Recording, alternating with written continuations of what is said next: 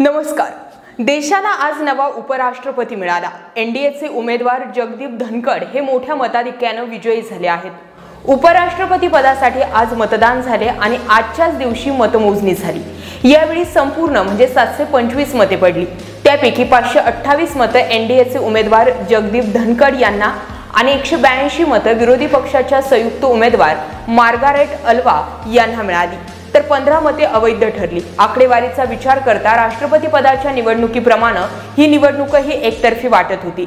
71 वर्षीय धनखड यांचा विजय सुरुवातीपासूनच पक्का वाटत होता आणि राजस्थानमधील जाट समाजाला आरक्षण देण्यात त्यांचा मोलाचा वाटा होता। 18 मे 1951 रोजी राजस्थानच्या झुंझुनच्या कैथना गावात जन्मलेल्या जगदीप धनखड देशातील दुसऱ्या क्रमांकाच्या सर्वोच्च स्थानापर्यंत पोहोचण्याचा प्रवास खूपच त्यांचा रंजक आहे। त्यांच्या वडिलांचे नाव गोकलचंद आणि आईचे नाव केसरी देवी आहे। जगदीप त्यांच्या 4 भावंडांमध्ये दुसऱ्या क्रमांकावर आहेत। त्यांचे प्राथमिक शिक्षण गावातील सरकारी शाळेत झाले। त्यानंतर सैनिक स्कूलमध्ये शिक्षण घेतल्यानंतर त्यांनी राजस्थानच्या प्रतिष्ठित महाराज कॉलेज जयपूर मधून पदवी पूर्ण केली आणि भौतिकशास्त्रात BSc पदवी मिळवली।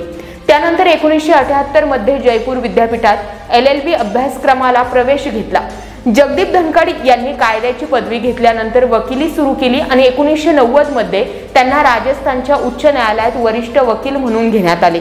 धनखड यांनी सर्वोच्च न्यायालयापासून ते देशातील अनेक उच्च न्यायालयांपर्यंत कायद्याचा सराव केला आहे। 1988 पर्यंत ते देशातील नामवंत वकिलांपैकी एक बनले होते। धनखड यांनी राजकीय कारकीर्द सुमारे 30 वर्षांची आहे। 1989 मध्ये ते सक्रिय राजकारणात आले आणि त्याच वर्षी जनता दलाच्या तिकिटावर झुंझुन तेथून निवडणूक जिंकून 9व्या लोकसभेसाठी खासदार म्हणून निवडून आले। 1990 मध्ये त्यांनी चंद्रशेखर यांच्या सरकारमध्ये संसदीय कामकाज मंत्री म्हणूनही काम केले। यानंतर त्यांनी राजस्थानच्या राजकारणातही नशीब आजमावले। 1993 ते 1998 या काळात ते आमदारही होते। 20 जुलै 2019 रोजी केंद्र सरकारने धनखड यांची पश्चिम बंगालचे राज्यपाल म्हणून नियुक्ती केली। पश्चिम बंगालच्या मुख्यमंत्री ममता बॅनर्जी यांच्यासोबत त्यांचा कायम 36चा आकडा राहिला। त्यांच्यात आणि ममता बॅनर्जी यांच्यात उघड मतभेद होते। पश्चिम बंगालमध्ये सरकारने जगदीप धनखड यांना राज्यातील खासगी विद्यापीठांमध्ये अतिथी किंवा अभ्यागत म्हणून काढून टाकण्यासाठी कायद्यात सुधारणा करून राज्यपाल पदावरून हटवले होते।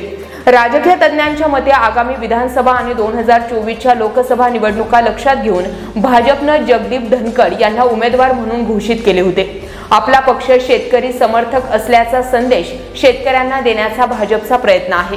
याशिवाय जाट फॅक्टर लक्षात घेऊन पक्षाने धनखड यांची निवड केली, कारण राजस्थान आणि हरियाणा विधानसभा निवडणुका 2023 आणि 2024 मध्ये होणार आहेत। त्या ठिकाणी जाट मतदारांची संख्या जास्त आहे, ज्याद्वारे भाजप जाट मतदारांपर्यंत पोहोचण्याचा प्रयत्न करत आहे।